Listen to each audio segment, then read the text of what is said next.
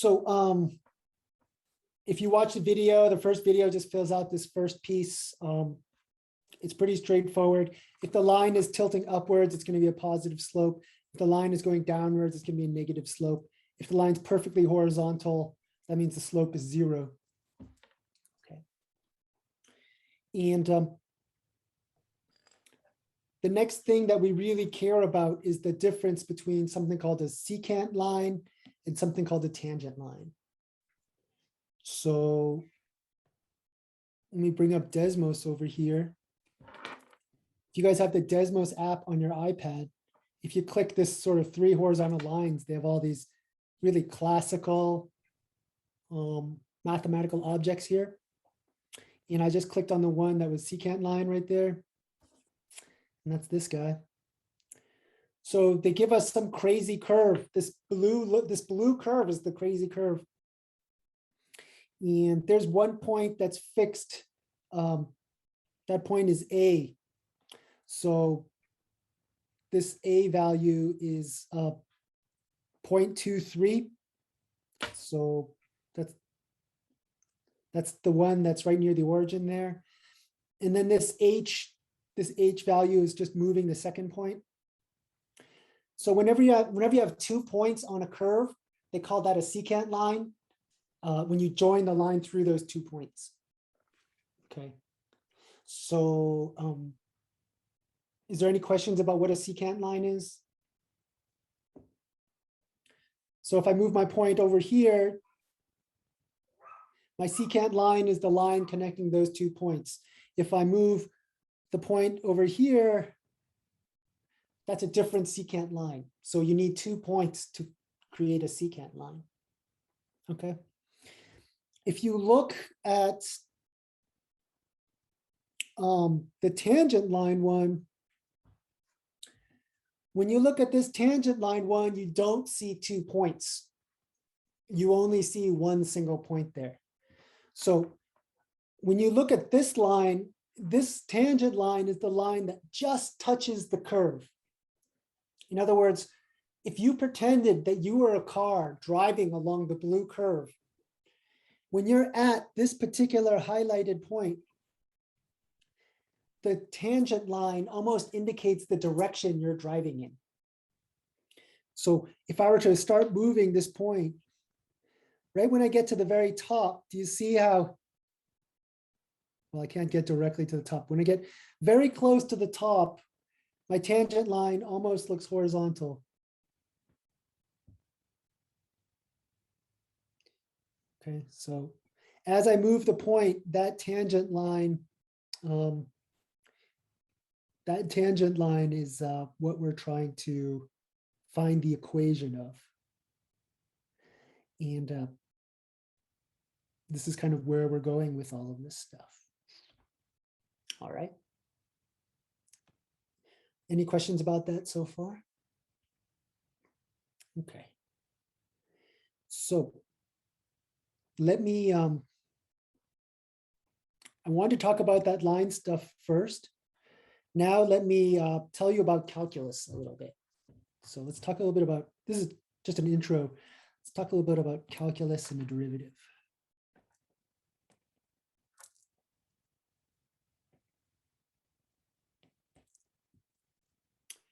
So I want you to pretend we drive to Las Vegas. Does anyone know how far Las Vegas is from Pasadena? Okay. So let's say the distance is 300 miles. Okay. And then let's say that it takes us 5 hours. Have any of you driven to Vegas? How long does it take you guys to drive to Vegas? Around 4 hours. Around 4 hours. Do you stop in Barstow and shop at the outlets? Or do you go to that Del Taco in Barstow or anything? Usually I stop to like get food at like, I don't know, just anywhere, like towards the midway point. Okay. So back in the day, I used to go to Vegas all the time. My old office mate used to be a card counter, and we would go to play blackjack tables in Vegas. So we would always stop part way and take our time and grab a lunch. So I think it takes like 4 hours if you go straight and you speed. I'm just going to use 5 hours to make my math easy. So I want to describe a scenario to you.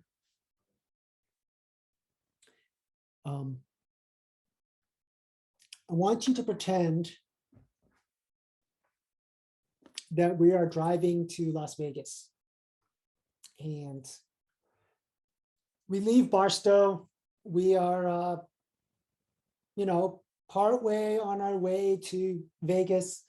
And all of a sudden, I see these blinking lights in my rear view mirror. And there's this police officer. The police officer pulls me over.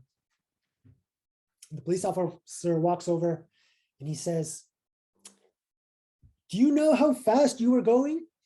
Pulled over by a cop.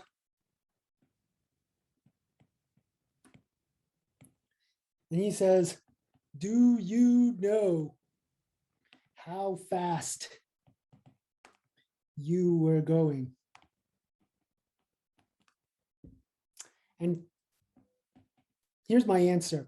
I said, "Well, officer, Vegas is 300 miles away from my house.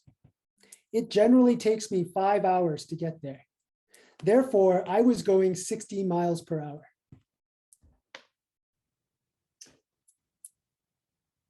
Do you think this is going to fly with the police officer? If you show him hard math and hard evidence, then maybe. It might work if the police officer really had no idea about how calculus works. But I would guess that this is probably not going to fly. I would guess that he would show me I'm making this up. He would show me his reading on his radar gun, and his radar gun says 75 miles per hour. Actually, they probably won't pull you over if you're going 75, right? So let's just say 85. So there's a discrepancy here, right? There's like, on the one hand, I said, my math seems to make sense, right? I said, according to my math, I'm going 60 miles per hour. And yet somehow his radar gun has 85 miles per hour. So can anyone explain to me the difference between these two?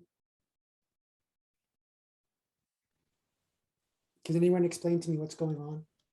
One's the average speed and one's the instantaneous. That's right. That's right. So I'm going to try to draw a graph to help us understand this idea. So let me put a vertical axis here. And let me put a horizontal axis over here.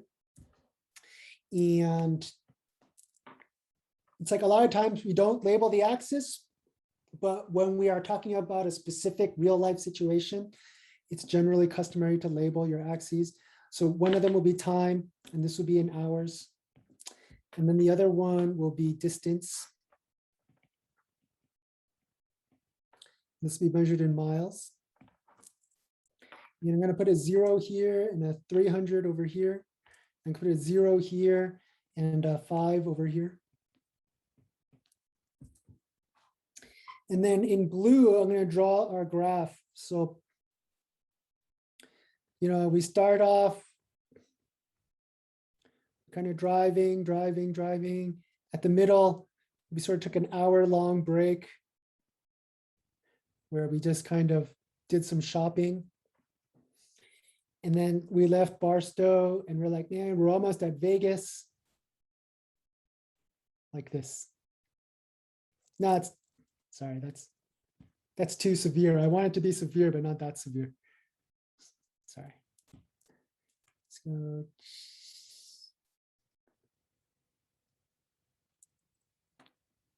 And I'm going to do this terrible thing where I drew it too high. So let me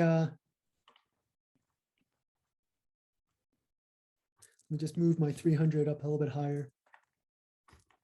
cheating, I guess. Okay. So what Ian said was definitely on point. If you took the slope of this green line right here, slope of green line is equal to 300 over 5, which is 60 miles per hour. Everyone understands that, right? The rise is 300 and the run is 5. So 300 divided by 5 is 60. And this slope, this is called the average velocity.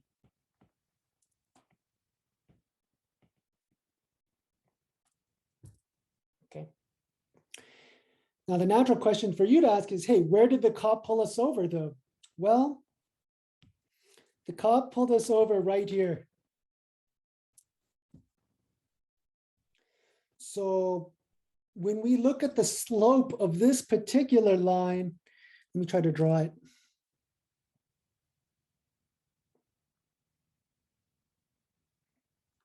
That line might look like that.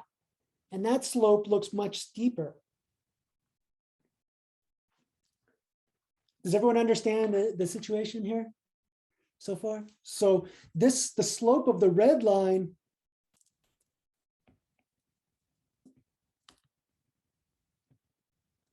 is what we call the instantaneous velocity.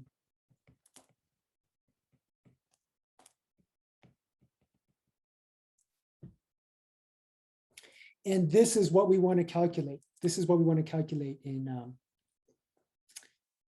calculus. So in light of the earlier stuff I was saying, can someone explain to me the difference between the slope of the green line and the slope of the red line? I'm not sure if it's obvious, so I'm hoping someone would say something.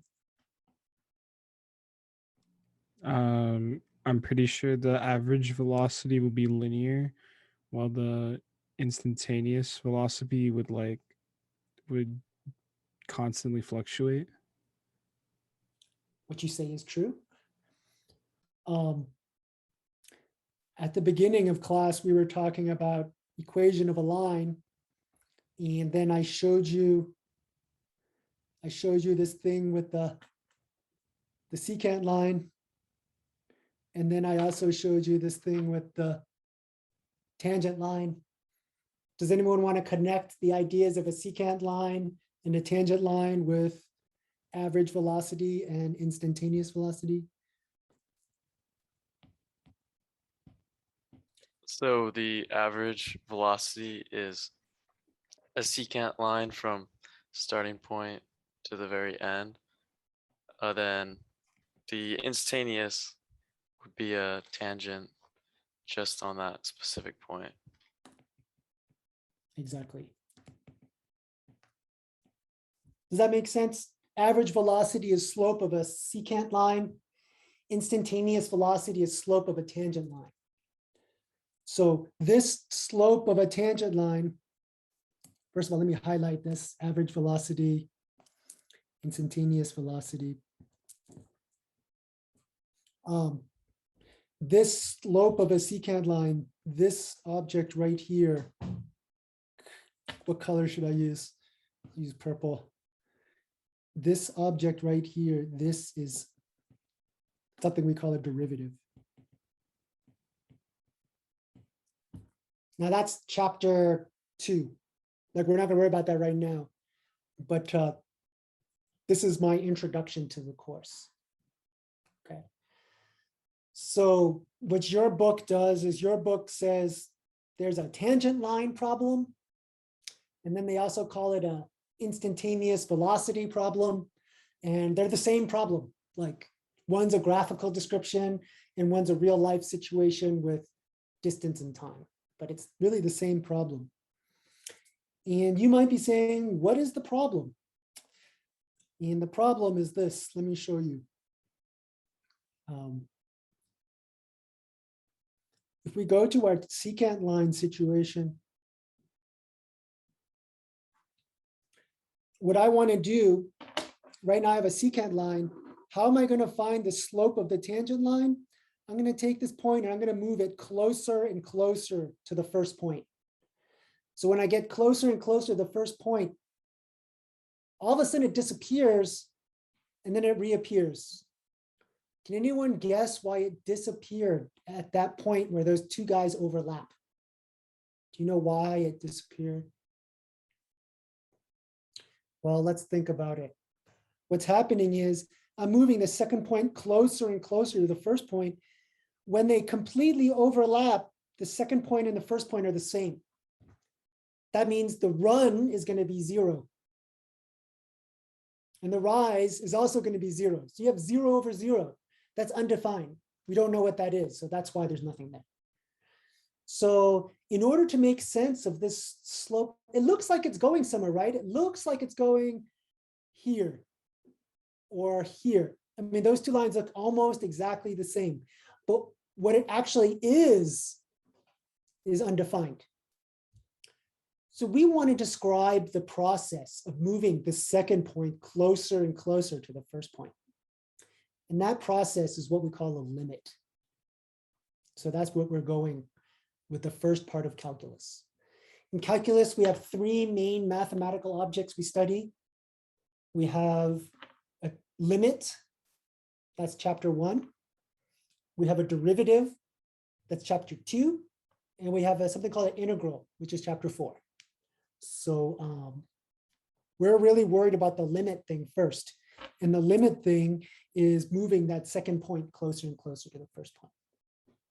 Let me pause for questions. Did anyone have any questions about what I've just said there?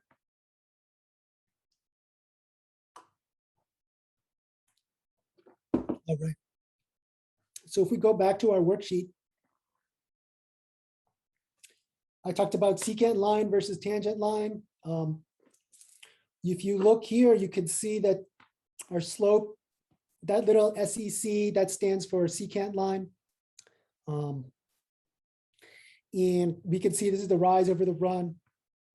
The Y values are really given by plugging X into our function. That's how you get the Y values. So because my point is A, f of A, and X, f of X, I subtract the Y values and I subtract the X values in the same order. Okay. And then just as I described, we're moving the second point closer and closer to that first point. Then the secant lines approach the tangent line. So I hope that's clear.